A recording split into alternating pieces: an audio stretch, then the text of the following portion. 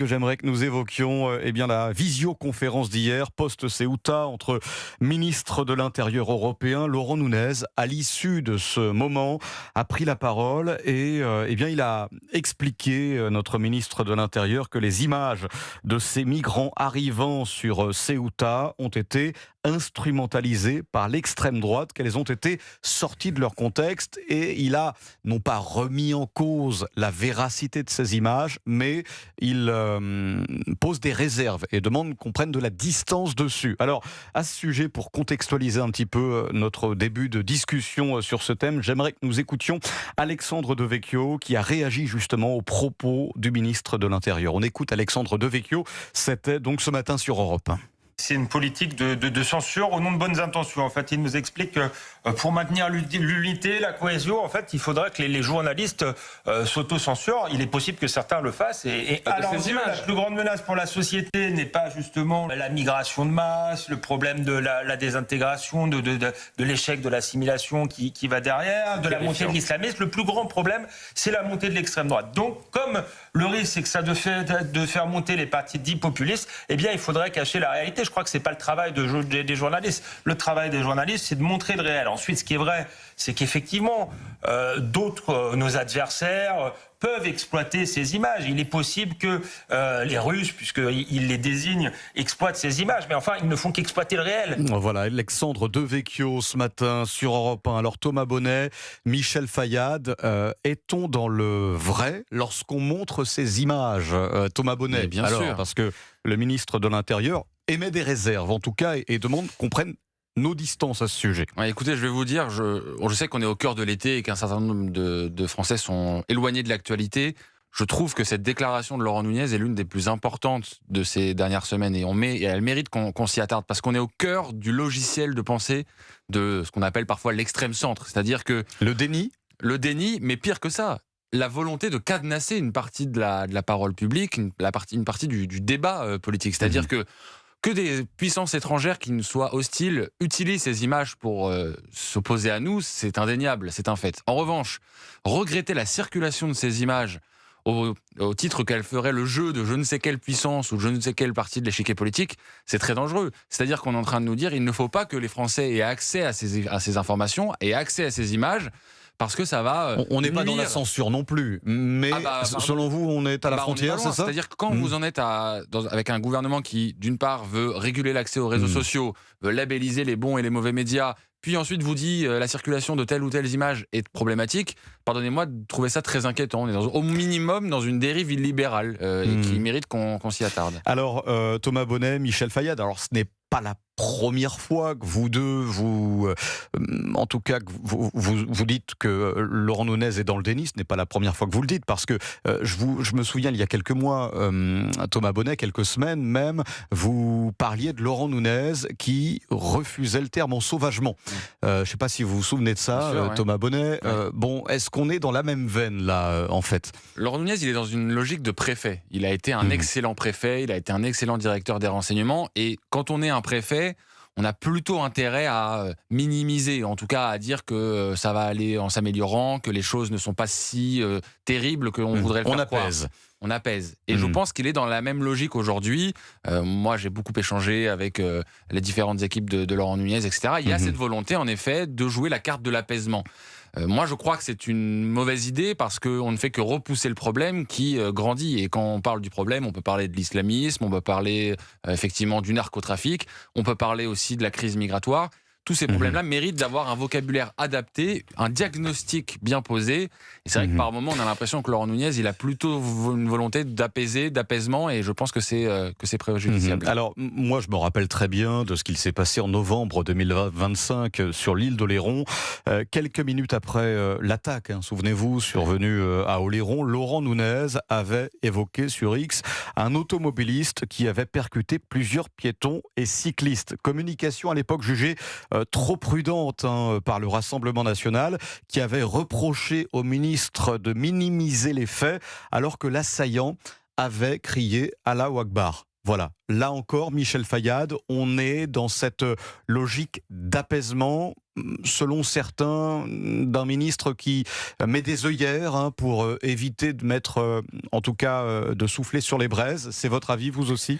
Oui, c'est mon avis. Et moi, ce qui m'inquiète beaucoup dans ce comportement, cette attitude que Thomas a décrite, c'est qu'en fait, je pense qu'en faisant ça, en réalité, on n'arrête pas les problèmes, et au contraire, on les accélère et on arrive à une guerre. Pourquoi je dis ça ? C'est parce que chaque fois que dans un pays, on s'est dit « Ah, il n'y a pas ce problème, etc. », finalement, ce sont les gens qui ont réglé eux-mêmes les problèmes. Donc, ils se sont armés et ils ont commencé à se battre contre ceux qu'ils considéraient comme des agresseurs potentiels. C'est un risque, ça, aujourd'hui, en 2026, Michel Fayad ? Bien sûr que c'est un risque. Si à un moment donné, il y a quelqu'un qui crie Allahu Akbar et vous attaque, et que l'État dit « Non, non, non, il n'a pas dit ça », ou bien « Non, non, non, non, je ne sais pas quoi », à un moment donné, les gens veulent se défendre. Alors en fait, par rapport à Allahu Akbar, en fait, Laurent Nunez, durant cette séquence que je décrivais en novembre dernier, avait dit, il a dit les mots.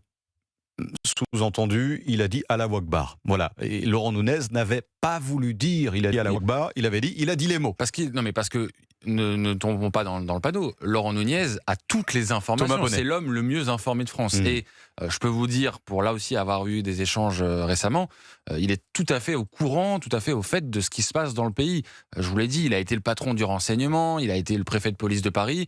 Il a affronté un certain nombre de sujets. Il ne s'agit pas de dire que Laurent Nunez est totalement à côté de la plaque, c'est-à-dire que sur un certain nombre de sujets, je trouve qu'il est à la hauteur. En revanche, il a aujourd'hui une forme de logique politique, qu'on le veuille ou non. On a dit très longtemps qu'il n'était pas un profil politique.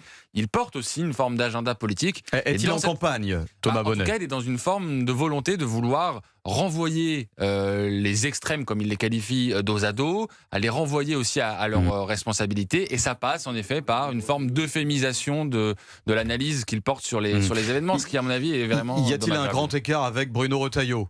Ah oui. Oui, indéniablement, oui. Michel Fayad, Oui. Thomas Bonnet. Oui, bien sûr. Pourquoi ? Parce que Bruno Retailleau avait la volonté justement de décrire les choses telles qu'il considérait qu'elles étaient et telles que le peuple voit comment elles sont. Et alors que Laurent Nunez, justement, comme Thomas vient de le dire, il essaye un peu de calmer les choses, arrondir les angles, montrer que les choses plus ou moins se passent correctement ou vont s'arranger ou vont aller de mieux en mieux. C'était pas l'attitude de Bruno Retailleau. Je veux dire, c'est même très révélateur en fait que Laurent Nunez soit dans la logique d'apaisement. C'est-à-dire que l'homme le mieux informé de France se dit qu'il y a un risque d'embrasement dans le pays s'il met les mots sur certaines situations. C'est dire l'état de notre pays. Et les risques. Et les risques qui bien sûr. 13h53 sur Europe 1 Info. On passe à un autre sujet. L'Assemblée nationale, le projet controversé d'un nouveau pavillon à plus de 50 millions d'euros relancé. Oui, effectivement, alors que le gouvernement planche déjà sur un budget qui sera raboté et sérieusement raboté. Voici que surgit du chapeau ce projet pharaonique dont on peut s'interroger quand même sur la pertinence. Un pavillon à l'entrée de l'Assemblée nationale à 50 millions d'euros. Marilyn vient le dire. Projet impulsé par Yael Braun-Pivet, qui, je le rappelle, est la présidente de l'Assemblée nationale. Pétition qui a réuni quasiment 70 000 signataires à 13h54. On était, avant que je prenne l'antenne tout à l'heure, à 67 000. Michel Fayad, Thomas Bonnet, est-ce vraiment utile ce pavillon à 50 millions d'euros ?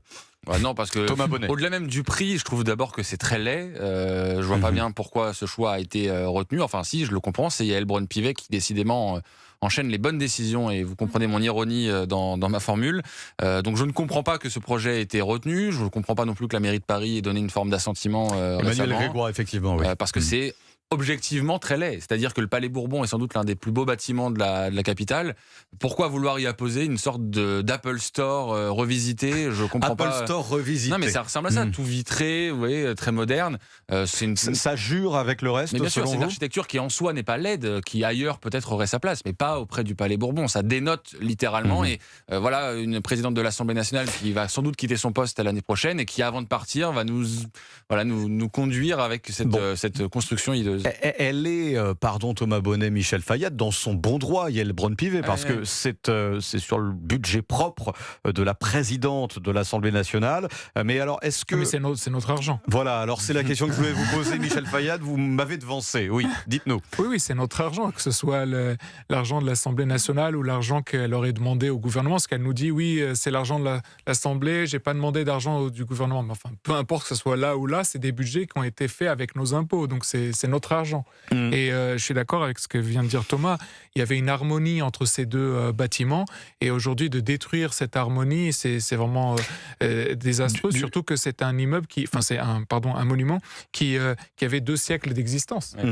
Du point de vue du symbole, messieurs, parce que je ne veux pas faire dans la démagogie, pardonnez-moi, et ce que je vais vous le dire, je le pense vraiment. Il y a cet été 50% des Français, un peu plus ou un peu moins, qui ne partent pas en vacances, une rentrée qui sera extrêmement compliquée, des factures d'électricité qui vont encore augmenter. Est-ce que sur le plan du symbole et du timing, c'était de bon ton? Thomas Bonnet. J'entends cet argument. Après, je vais quand même le renvoyer. C'est-à-dire que si jamais vous aviez eu une construction qui était objectivement magnifique, je ne crois pas que les Français auraient eu grand-chose à redire. C'est-à-dire qu'en effet, vous pouvez à la fois entretenir le patrimoine et en même temps prendre des décisions qui vont dans le sens du pouvoir d'achat pour les Français. Là, le problème, c'est qu'on a l'impression que ça répond à un caprice de la présidente de l'Assemblée nationale qui voulait sa petite décoration à l'Assemblée avant de partir. Et c'est ça le problème. Vous savez, ça interroge aussi notre sens du beau. Interrogez-vous sur les dernières constructions en date qui sont objectivement sublimes dans la capitale ou ailleurs. Le nouveau tribunal de Paris, par exemple, qui est pas très très joli, eh bien, beaucoup de magistrats vous disent et d'avocats vous disent que ça a aussi un impact sur la façon avec laquelle on rend la justice, parce que le cadre dans lequel vous vous trouvez a aussi un poids, c'est-à-dire que quand vous êtes dans l'ancien palais de justice, vous êtes sous les dorures de la République, c'est un peu différent, alors que là, les nouvelles structures avec des verrières, je trouve ça vraiment objectivement hideux. Bon, une fois que tout cela a été dit, est-ce que Michel Fayad, il faut qu'Emmanuel Macron ou bien Sébastien Lecornu siffle un petit peu la fin de la récré, quoi, hein, voilà, parce que, faut-il qu'ils interviennent, qu'ils mettent le haut là, en quelque sorte? Théoriquement, elle est proche d'Emmanuel Macron, donc Emmanuel Macron pourrait agir, effectivement. Maintenant, je pense qu'un signal qu'elle aurait pu envoyer de positif vis-à-vis de l'opinion publique française, c'est d'utiliser les 50 millions pour peut-être aider les pompiers. Parce que là, peut-être que l'opinion publique se serait dit « Ah, elle a une bonne idée, elle est en train, je ne sais pas, d'équiper mieux les pompiers ou de leur acheter ceci ou cela. » Certains, il paraît qu'ils vont avec des casques qui ne fonctionnent pas et peuvent avoir des maladies, etc.